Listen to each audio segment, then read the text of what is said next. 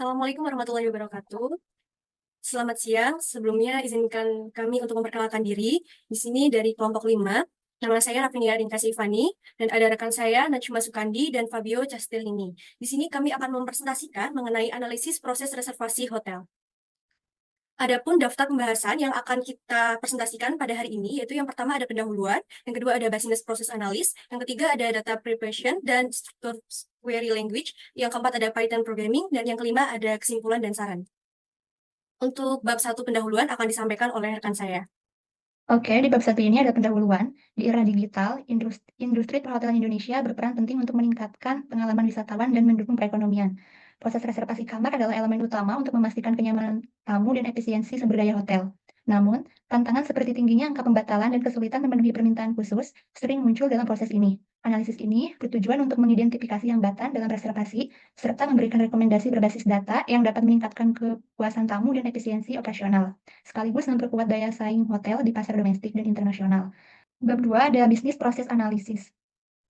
Yang pertama itu identifikasi masalah. Nah, masalah yang pertama ada tingkat pembatalan yang tinggi. Dampaknya, banyak reservasi dibatalkan oleh pelanggan setelah mereka memesan kamar. Alasan utamanya meliputi masalah pembayaran dan permintaan khusus yang tidak terpenuhi. Yang kedua ada lead time yang bervariasi. Dampaknya, waktu antara pemesanan dan kedatangan sangat bervariasi. Hal ini menyulitkan hotel dalam merencanakan ketersediaan kamar.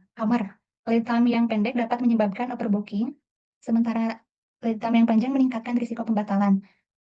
Yang ketiga, penanganan permintaan khusus. Dampaknya, permintaan khusus dari pelanggan sering tidak terpenuhi. Jika pelanggan merasa hotel tidak memenuhi permintaannya, mereka mungkin merasa tidak puas dan membatalkan reservasi. Yang keempat, proses pembayaran yang tidak efisien. Dampaknya tuh pelanggan terkadang mengalami kesulitan atau penundaan dalam proses pembayaran yang membuat mereka ragu untuk melanjutkan reservasi. Lalu masalah yang kelima, kurangnya komunikasi selama proses check-in dan check-out. Dampaknya komunikasi yang tidak optimal membuat pelanggan tidak mendapatkan informasi tepat waktu, mengabaikan keterlambatan atau ketidakpuasan pada layanan check-in dan check-out. Ini adalah proses reservasi hotel yang terdiri dari 4 streamline. Yang pertama itu ada pelanggan, lalu ada sistem reservasi, lalu ada layanan kamar permintaan khusus, dan departemen keuangan.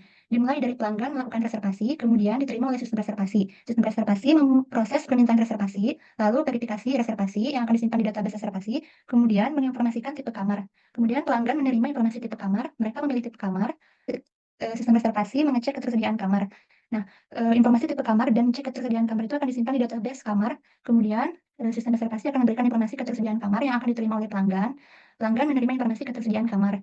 Lalu, apakah tipe kamar itu sesuai yang diinginkan? Kalau misalkan ternyata pelanggan tidak sesuai, maka mereka akan membatalkan pesanan kamar kemudian selesai. Apabila pelanggan ternyata permintaan kamar itu sesuai, mereka akan melakukan pemesanan kamar. Kemudian akan diteruskan ke sistem reservasi. Sistem reservasi akan menanyakan apakah ada permintaan khusus. Kalau misalkan pelanggan ternyata ada permintaan khusus, akan dilanjutkan ke layanan permintaan khusus.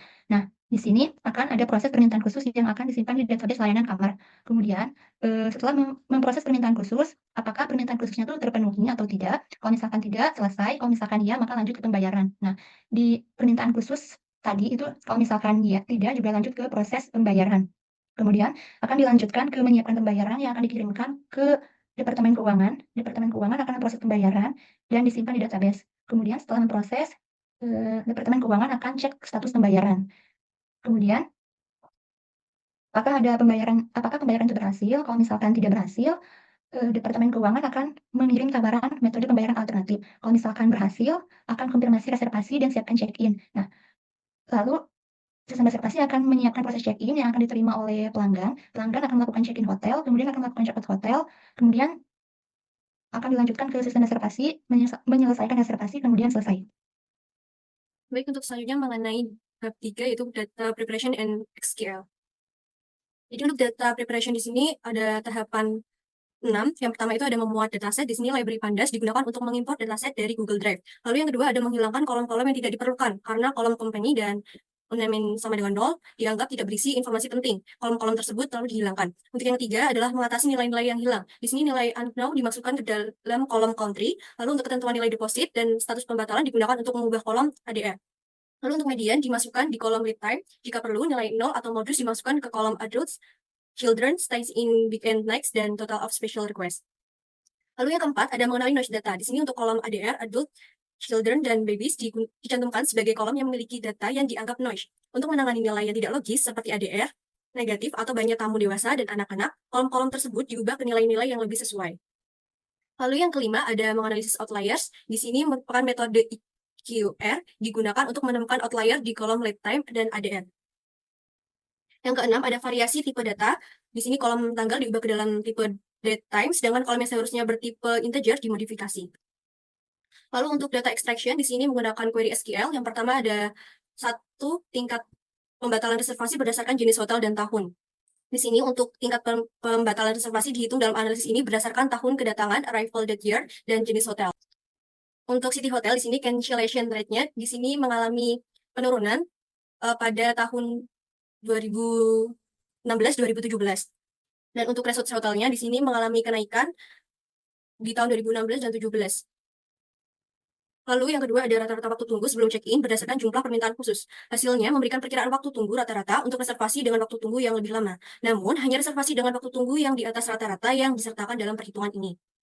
Untuk tanggal reservasi dengan pendapatan tertinggi berdasarkan rata-rata tarif harian. Di sini untuk permasalahan ini mengidentifikasi tanggal reservasi dengan pendapatan tertinggi. Hanya reservasi dengan lebih dari 2 permintaan khusus yang disertakan dalam perhitungan pendapatan, yang dapat didasarkan pada tarif harian rata-rata atau ADR dari reservasi yang diselesaikan. Di sini kita temukan yaitu pada tanggal 2017, bulan ke-8 dan tanggal 17. Dan yang keempat, di sini ada analisis hubungan antara lead time dan keberhasilan pembayaran berdasarkan rata-rata ADR. Untuk membedakan antara kategori waktu tunggu yang berbeda, data dikategorikan menurut tentang waktu tunggu menggunakan Common Table Expression. Selanjutnya adalah Python Programming. Pertama adalah eksplorasi data analisisnya atau EDA. Untuk yang pertama, rasio antara lead time dengan jumlah hari reservasi dibatalkan. Diagram histogram ini menunjukkan distribusi lead time untuk reservasi yang dibatalkan atau jumlah hari antara pemesanan dan tanggal kedatangan sebelum pembatalan terjadi. Dapat dilihat jumlah pembatalan reservasi paling tinggi terjadi pada lead time sekitar 60-80 hari. Ini artinya banyak orang yang melakukan reservasi jauh-jauh hari, tapi di-cancel. Setelah itu, jumlah pembatalan reservasi cenderung menurun seiring dengan semakin dekatnya waktu reservasi dengan jadwal aktual. Pada lead time di atas 300 hari, jumlah pembatalan sudah sangat rendah. Selanjutnya. Yang kedua adalah perbedaan pola pendapatan antara hotel selama beberapa bulan. Pada City Hotel dapat dilihat bahwa pendapatan cenderung fluktuatif sepanjang tahun. Pendapatan tertinggi dicapai pada bulan Mei sebesar 100,40, sedangkan pendapatan terendah terjadi pada bulan Januari sebesar 73,29. Sementara itu, resort hotel memperlihatkan tren yang berbeda. Pendapatan resort hotel cenderung meningkat pada pertengahan tahun dengan puncak tertinggi di bulan Agustus. Tetapi pendapatan resort hotel menurun drastis pada awal dan akhir tahun, mencapai titik terendah di bulan November. Selanjutnya. Yang ketiga, negara asal turis yang melakukan canceling reservation. Setiap potongan pie di sini menunjukkan persentase kontribusi setiap negara dari total pembatalan reservasi. Dari diagram ini, negara dengan persentase pembatalan tertinggi adalah Portugal, dengan kontribusi sebesar 70,1%. Ini berarti bahwa sebagian besar pembatalan reservasi berasal dari negara di mana hotel itu berada. Setelah Portugal, negara lain yang memiliki kontribusi cukup signifikan adalah Italia, Prancis, dan Spanyol. Sementara itu, negara-negara lain memiliki persentase yang lebih kecil, masing-masing di bawah 2%. Selanjutnya. Perilaku pemesanan last minute yang terjadi. Di sini setiap datang mewakili frekuensi pemesanan last minute berdasarkan hari kedatangan. Tidak ada satu hari atau rentang waktu tertentu yang mendominasi secara signifikan. Hal ini menunjukkan bahwa pemesanan last minute terjadi secara konsisten di berbagai titik waktu dalam bulan, tanpa adanya pola peningkatan yang jelas pada hari-hari tertentu. Selanjutnya. A/B testing. Pertama adalah mengimpor library dan kumpulan datanya. Lalu kedua, menentukan informasi untuk kelompok city hotel dan resort hotel. Ketiga, menentukan apakah data didistribusikan secara teratur dengan melakukan uji normality. Dalam uji normalitasnya, H0 jika p-value-nya lebih dari 0,05, data berdistribusi normal. Lalu kita akan lakukan t-test atau uji parametrik. Sedangkan H1 jika p-value-nya kurang dari 0,05, data tidak berdistribusi normal. Lalu kita lakukan Mann-Whitney U-test atau uji non-parametrik. Ini adalah uji Kolmogorov-Smirnov untuk memeriksa normalitas data dari ADR Resort. Outputnya adalah sebagai berikut. Menolak H0 yang berarti data tidak berdistribusi normal menampilkan tahapan untuk menguji kenormalan distribusi data ADR dari masing-masing hotel. Lalu yang keempat, karena hasil uji Kolmogorov-Smirnov dari data ADR Resort tidak berdistribusi normal, maka kita akan melanjutkan dengan Mann-Whitney U-test sebagai uji non-parametrik. Outputnya adalah sebagai berikut. Menolak H0, terdapat perbedaan yang signifikan antara ADR City Hotel dan ADR Resort Hotel. Yang kelima, menyajikan hasil pengujian AB beserta grafik dan interpretasi yang sesuai. Pertama, ada visualisasi menggunakan box plot. Box plot menunjukkan perbedaan median yang mencolok antara ADR Resort Hotel dan City Hotel, dengan City Hotel memiliki median yang lebih tinggi. Terdapat beberapa outlier di bagian atas box untuk kedua jenis hotel yang menunjukkan harga ADR yang lebih tinggi dari jarak normal. Lalu untuk visualisasi Filent plot menunjukkan bahwa distribusi ADR untuk resort hotel lebih menyebar dengan puncak yang lebih tinggi di bagian nilai rendah, menunjukkan bahwa sebagian besar data ADR resort hotel muncul pada nilai yang lebih rendah. City Hotel memiliki distribusi yang lebih merata dengan variasi yang sedikit lebih besar di bagian tengah, menunjukkan adanya variasi yang lebih tinggi pada ADR City Hotel. Kemudian kesimpulan dan saran. Kesimpulan dari analisis ini, penelitian ini menunjukkan bahwa City Hotel memiliki tingkat izin lebih tinggi daripada resort hotel, terutama akibat kurang optimalnya permintaan pengelolaan khusus dan proses pembayaran.